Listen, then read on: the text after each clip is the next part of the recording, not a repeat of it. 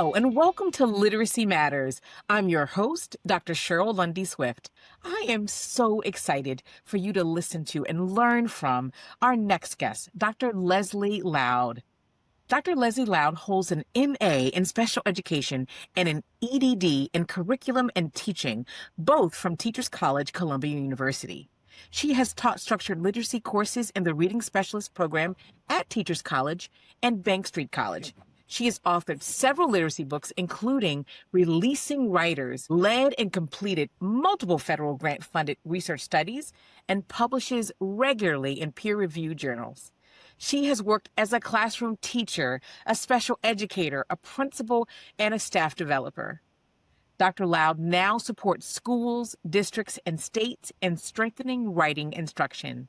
Welcome to the show, Dr. Leslie Laud. Hi, welcome, Dr. Cheryl Lundy Swift. So honored to be with you.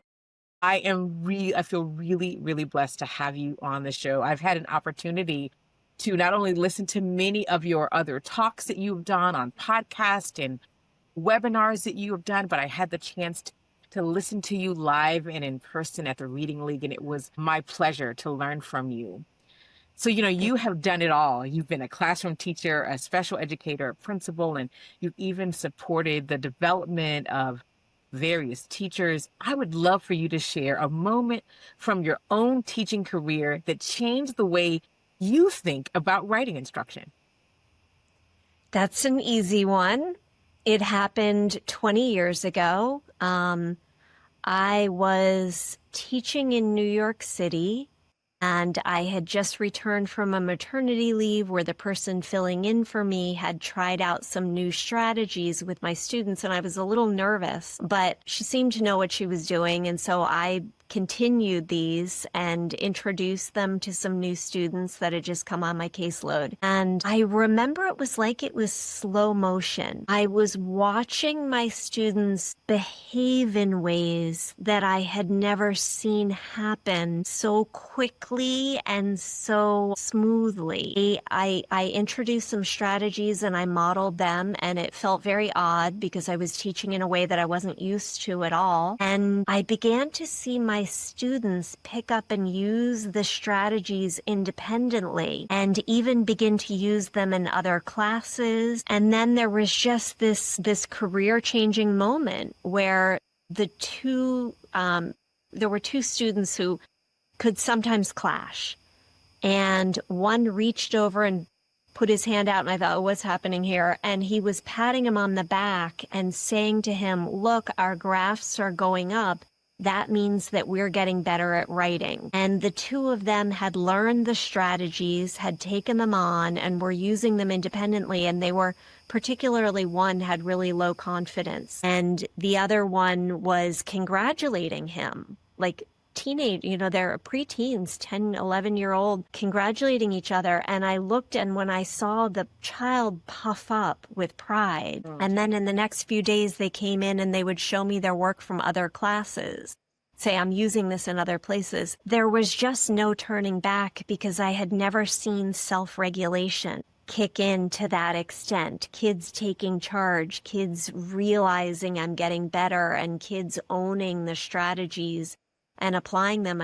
I was 15 years in at that point, and I'm thinking about why strategies are so hard to teach and why teachers have turned away from them in recent years. I was well trained, and I did not know how to get my kids to take on strategies. And this approach that I'll share with you enabled me to do that. And it was so uplifting. It's everything we hope for, to see our kids become confident. Their grades shot up, all that good stuff. They began telling me they had to pull them out of my special program, and I had never cut the umbilical cord before. And it was just watching this all come together. It is the moment we're all wanting to experience, right? As educators, we want to not only see children own that process, but then to cheer on their peers. It's amazing, right? It was absolutely amazing. Wow. To see That's them great. come into their own. So as you think about even your own teaching for those 15 years before you had this moment, what do you see? What did you see then? And maybe what do you see now as some of the biggest misconceptions about teaching writing, especially when it comes to early grades? Sure. So the biggest one is easy, especially in this day of SOR taking front and center stage. I had learned, so I studied at Teachers College, Columbia University, and I was in the human development department taking a lot of courses there, but I was also taking courses with Lucy Calkins.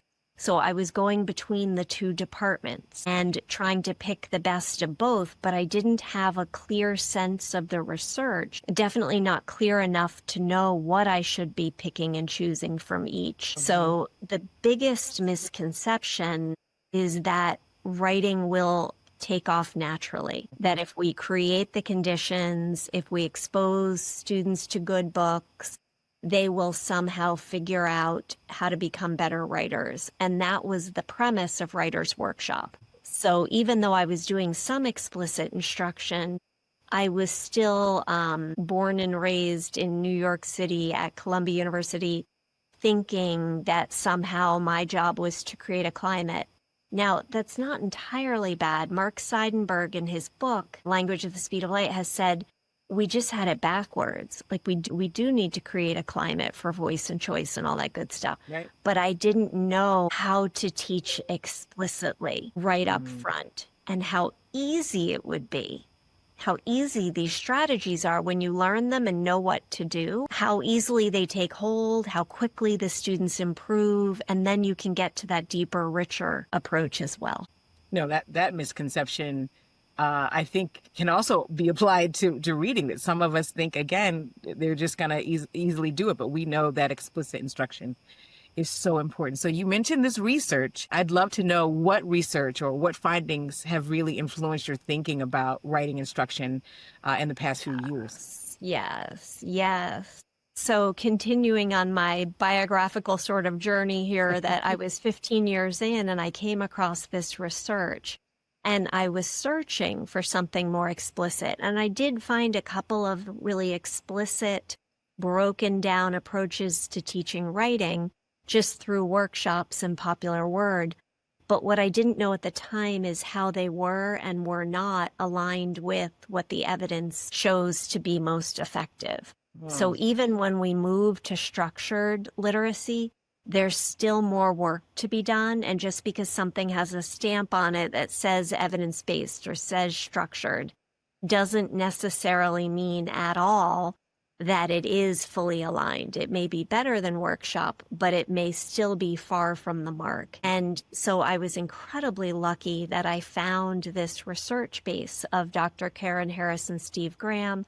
I was also looking at the University of Kansas and their structured approaches to reading support, writing support, and I was bringing them together. I was also looking at the work of Carol Sue Englert, who was at University of Michigan, and she was an early pioneer before even the SRSD studies were coming out. She was already studying explicit approaches, and the beauty of this work is that they were tracking their gains methodically, meticulously in research studies, and so they could see where the kids were and were not growing.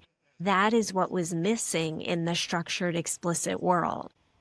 People were coming up with ideas and going to scale them and bringing them to workshops, but we didn't have careful research data. That is what Karen Harris, Steve Graham, Carol Sue Englert, University of Kansas, they were doing that work. So they were sharpening the saw faster than people who were just using their best thinking. Yeah, Karen Harris has been on the show, and she is amazing. And certainly I'm excited that you have taken that research along with others to really help support teachers around the country. Do you have any advice to our listeners? Yes. And that is, again, another really exciting, uplifting area. First, I would say that I'd flip the question and say, instead of collecting assessments for us, we should be collecting the assessments for the students, and the students should be using them. Ooh, let's say that one more time for the people in the back, Leslie. that I've written multiple books on differentiation. My thinking has evolved, completely changed. Do not buy those books. They're very old, and I don't think like that anymore. We can be like a cat chasing its tail and not getting anywhere, trying to differentiate for a whole class. What's much more effective is to get the kids to self-differentiate. And it's a new 21st century way of thinking about learning where we're putting the kids in charge. Instead of us guiding all the learning and trying to figure out what 31 kids need, we can do some of that, but it's much more powerful when we put them in charge. So why do we collect the pre? Sure, it's baseline, shows growth, this helps us set our targets. No, we collect the pre for them. They're going to use it, they're going to self-score it, and they're going to use their pre-assessment to set their own goals. Wow.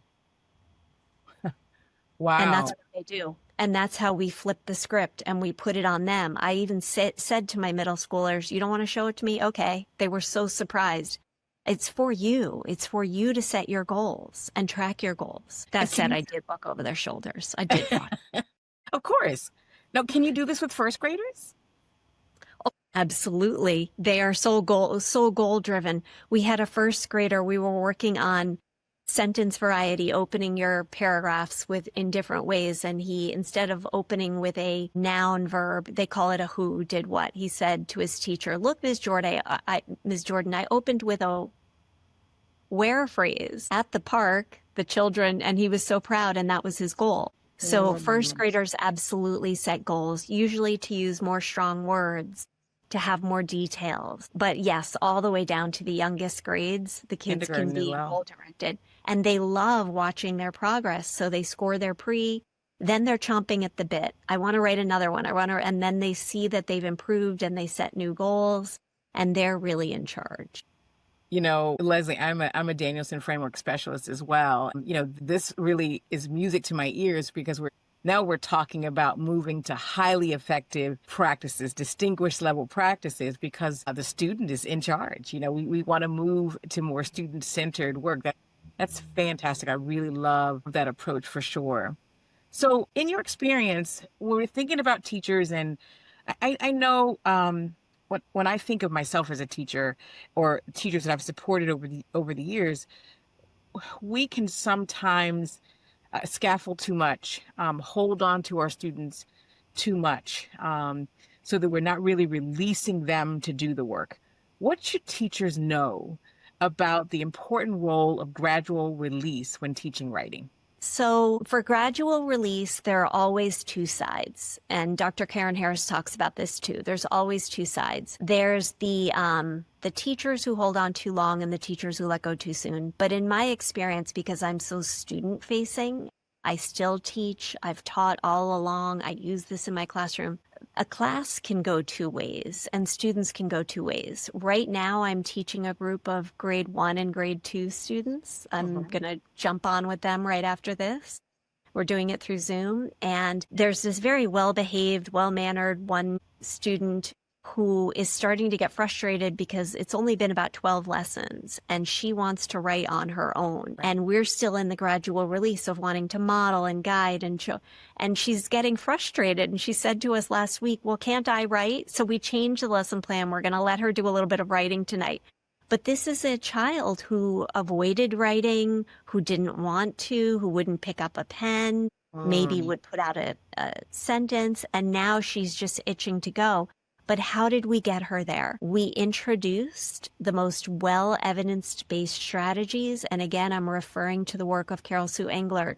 Much impressive research support for it. SRSD, Cognitive Strategies Instruction out of Carol Olson. We're bringing them very powerful tools. Then we model how to use these tools.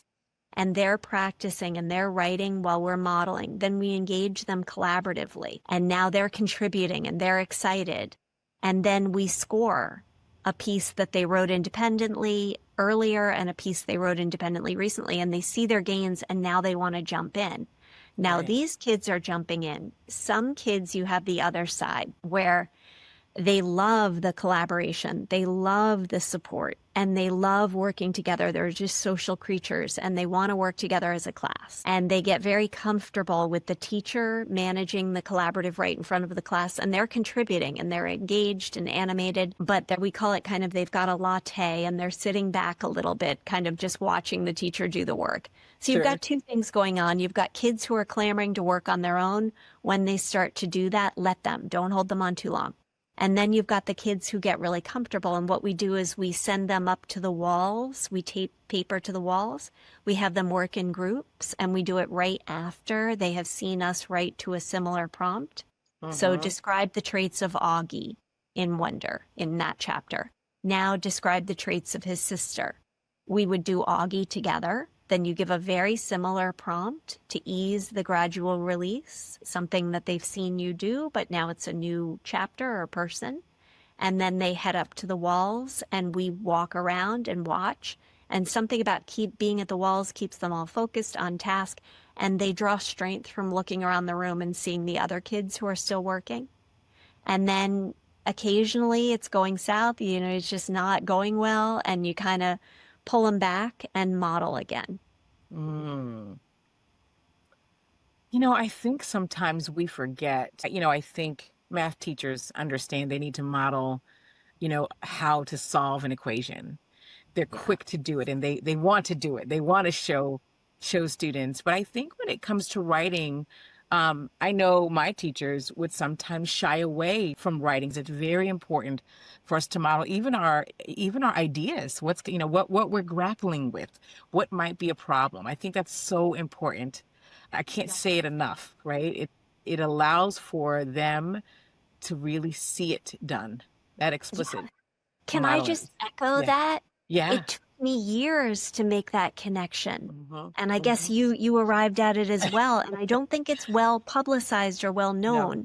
But we really should be highlighting that we model math in front of the class. Why are we not modeling writing in the exact same way? Because it is the exact same thing. It is. There's no difference. You want to work through the model the same way we show a worked model and work through it. You want to do otherwise it's like kids are in a restaurant and some are ordering from the full menu, but others don't even have a menu. Right. And all you have to do is hand them the menu, and then it's equitable.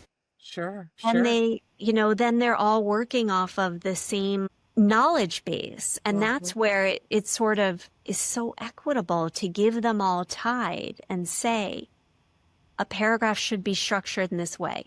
And you should be working to bring in strong vocabulary in this way. And here are some ways that you can strengthen your analysis, and let me give you some tools. It's all about just giving them the menu of what they need to use when they write, and then modeling it for them as you're saying. And it's such an important equity piece. It is, and I'm curious though as well. So when I think about a child who may have limited English, or thinking about a child whose vocabulary is not yet where it can be, how does one participate in the writing process, because they don't quite have all of those important tools? What can teachers do to involve and engage them so that they don't shut down? Yeah. You're really speaking to my heart right now, because I've just finished a book called Executive Skills in Writing Instruction, which is looking at the neurodiversity, the different skill sets that students are bringing, and that it's not all the same, and that we do need. So I would say, back to a minute ago, that we collect a pre, and they've all got their own goals. Right. So now they're not competing against other kids, they're competing against getting better themselves. And we have picked up a couple of broad strokes steps that we take. First, the most obvious, which isn't going to surprise anybody, is the importance of small groups. Now, we do that for reading. We often do that for math, but writing needs that too. That's when we can really feed their souls. And then in the small groups, we can give them that extra attention. I was working with an English learner recently, and when we have our students, the first thing that they do is they pre-read and write a gist, like a main idea. And then they pull apart the prompt. We do that after they've written their main idea. That way they distill the whole text and kind of process it and engage with the whole text. And then we give them a question. Then they pick their ideas. While they're picking their ideas, we're encouraging them to find vocabulary. And we know that when they go to create their TIDE outline, their planner, before they go to write, that they're going to be creating a language box. And shout out to Dr. Melissa Feller and Dr. Charles Haynes. I learned that from them, and it was one of the biggest game changers of my career. So they're going to make a language box. And this helps them develop word consciousness because they control it. They decide what goes in there. And so I had this English learner who had limited vocabulary. She had her own funds of knowledge. She could say the most amazing, incredible things, like her thinking was so deep, but she just didn't have the same vocabulary bank. Right. And so she was making a language box and she put the word face. And you know, like those protective moments when I knew her peers are looking and you protect a child because you want the peers to think highly of them because you know how incredibly sharp they are. And I said to her, I said, well, you know the word face, because I was like, I don't want the kids around her thinking that because she's sharp. And she said, yeah, but he had to face his problems. And I was like, oh, it's an idiom. And then I put face problems in your box. And the other kids were like, oh, yeah, I hadn't thought of it that way. And so she had face problems. But you're asking about how to differentiate. I was working with her in a small group. Had it been full class, I wouldn't have had that moment and I wouldn't have been able to kind of coach her along. Right. And then when we look back at the text, their language boxes differ significantly. So any HQIM has words that you front load. Do that. Front load your words. But then when the kids come to the language box, they can look through the vocabulary words that were front loaded. Maybe you've got those posted on the board or they've got a sheet somewhere in their workbook. They can pick from those, but they have to be able to pick their own words too, so that we're meeting them where they are and stepwise bringing them up. Wow, that's so important. And again, I agree. I also think there's this mind shift that has to happen when it comes to writing, that it also needs the same attention, many of the same strategies to really build the skills for students so that they're more confident in sharing their voice. That makes me feel so amazing and so hopeful, because when I think about a student like that, like, number one, you're in that small group and you get to know what they know, right? And again, you thought, oh my goodness, she just said face. And she showed, what did she tell you, right? Yeah. That's awesome. That's awesome. Now, Leslie, you focus a lot on self-regulation in writing. How do you help young children develop self-regulation? The youngest. Mm-hmm. So they have self-regulation goals.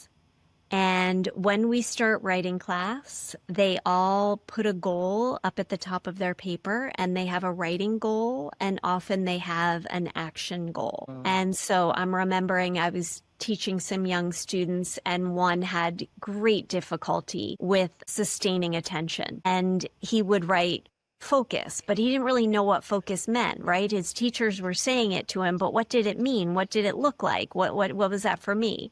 So his self-regulation goal for his actions was eyes on paper. And he would literally write, don't look at Tyler. Tyler was very funny. And there was one afternoon when some custodians were delivering a big piece of machinery to the back that, your lesson's done. You can't compete with guys in big boots carrying a huge heavy box. But he worked right through it, and he was whispering. And I went over at the end and I said, how did you stay attentive? And he said, I kept saying, eyes on paper. You can do this, eyes on paper. And he kept working and he got through it. And that is Herculean. I've kept in touch with this child, and I know there's tremendous self-discipline later in life. Now, was that why? I don't know. But this was a child who discipline didn't come easily to.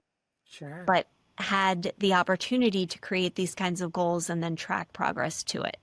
So, and then just going through a routine week after week, rather than facing an onslaught of new graphic organizers, new tools each year with a new teacher. Our kids get the same routine and they use it over and over every week, and the same tools. And we call them power cycles. that also builds self-regulation because they know what's coming, they know what to do. They're not having to process new organizers every week or whatever. They're Right. in a routine where they're using the same and the same tools every week to create new pieces of writing. It's that's really important because, I remember being a new teacher and going to a workshop all about graphic organizers and wanting to use all of the fancy ones. And then eventually, again, I was taking up a lot of time trying to just show you, here's how to use this one, when really, I just really want you to write. So I think those routines are really critical, so important. They're time savers, but they really do create, they help children really understand what to do and practice what to do, over and over and over again, which we know is so key and so important. And practice So with the feedback. Go go ahead. ahead. No, go ahead. And practice with the feedback.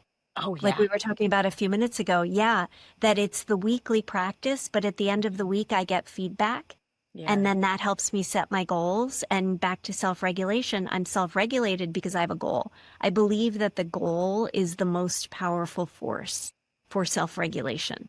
yeah. That they have a goal. I want to write a stronger topic introduction. So I'm going to do this piece again. I'm going to follow all these steps and I'm going to have a stronger. But for them to name specifically what they're going to do to reach that goal is so important. And that's a life skill. That's not a writing skill. That's a life skill altogether.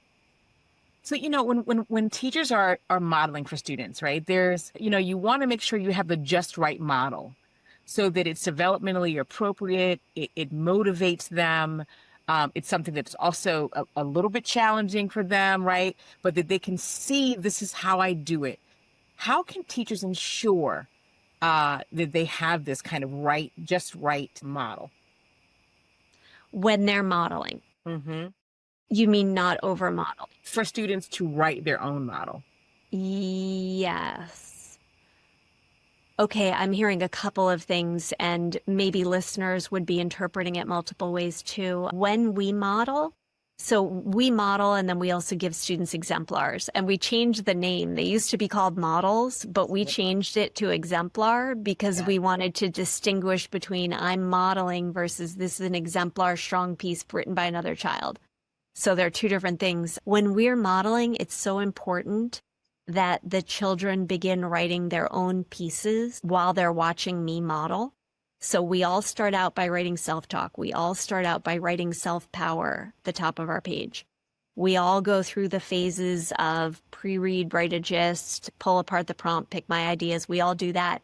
But what's appearing under each of those on their paper, and then when we build our TIDE planner, I'm building one in front of the class, but the kids, theirs all look different because they don't agree with everything I'm putting. They have different thoughts. They're filling it in on their own. When they move to write, we try to release at the TIDE. We're doing that in the group I teach tonight. And then their pieces all come out differently because, yes, they're coming from a similar TIDE, but their pieces will be different and their TIDE may have been different. If you meant it another way, or if listeners are thinking of it another way, we have all these different levels in our class. How do we get the just right? So to button that up, the just right modeling there is knowing when to let go, when to let the kids walk away. And that takes some skill on the teacher's part. But getting the exemplar to the just right level, I had that question today in a PD. Somebody said, what level? And we have like these stock responses, one level up from where they're at, but they cut us off at the knees because they said, my kids are all over they're 5-10 years apart. Right. I can't just find one level up. And then we talked about what I just shared with you, small group, but the beauty of ChatGPT, Claude, whatever you use, because you can create higher level exemplars. And what I would do is when my kids came in and we began color coding and I could see 3 kids were bored, we would color code the exemplar, annotate it, talk about, what made it strong, what would you want to emulate. Then I would have 3 extra exemplars that were much higher level. And I would let the kids go off to another table and start analyzing those. Story that happened was I was modeling in a first grade classroom and I was taking the kids' words and creating a model in front of them. Like you're asking, what level do I create? And this child opened her mouth and gave this long, complex, amazing sentence. And I thought, if I write that up there, I can never release the rest of the class because they're going to try to do that. They don't have the skill set yet to do it. And it's going to be a bit of a mess on paper. Right. So I was tempted to just shrink it all down and make it, these are facts about penguins, something that the kids could pick up, hold on to, and reproduce in their own writing. Sure. But I've since learned what a mistake that was. You should go really high, because the minute the kids have given you something high, it's fair game. I don't know why, but we put it right up there in front of them. And then, like as a scaffold, when we release, we hand the stems, because I'm thinking you're asking about all levels, from enrichment to real strugglers. So for the real strugglers, we hand them a piece of paper that has stems that we know that they're going to need for a while. They're training wheels. We're going to ban them in a while, but these are facts about ... And they're allowed to use those stems. Yeah. But eventually, once they've got it, once they've done 3 pieces with the stem, then we say that stem is banned. Here are some new ones. And then we teach them what real writers do, which is to read with a writer's eye. My bookshelf is my greatest teacher. Start paying attention to your friend's writing, and it's okay to write down your favorite openings. Keep a list, and then try that out. Oh yeah, that's again, that's you're teaching children to really write on their own. Like that's what you're doing. You're building that skill set. You're giving them those resources, no matter what level they're on. I think, no matter how they interpreted that question, I think you've given some really great advice. So thank you for taking that one and tackling it. Now, if teachers listening could change one thing about how they teach writing tomorrow, what would you want that one thing to be? One thing. So this is a little promoting of the work that I do, but it's all free. It is really all free. Evidence-based practices are free. The government has funded them, and we are obligated to disseminate them as freely as we can. So if you want to start with one thing, I would say go to thinksrsd.com, go to our YouTube channel, learn Power and Tide, and just start with introducing your kids that POW, P-O-W, is the writing process. I'm going to pick my ideas, I'm going to organize them, I'm going to write. And TIDE is topic, that's how you're going to structure your writing. We have a Facebook group that I just set up because people kept bothering me. Why don't you have a Facebook group for us? We want to talk to each other. So I was like, all right, I'll set this up. And, we had a dozen people. Now it's up to almost 15,000. Oh, wow. And the beauty of it is, talk about take away one thing.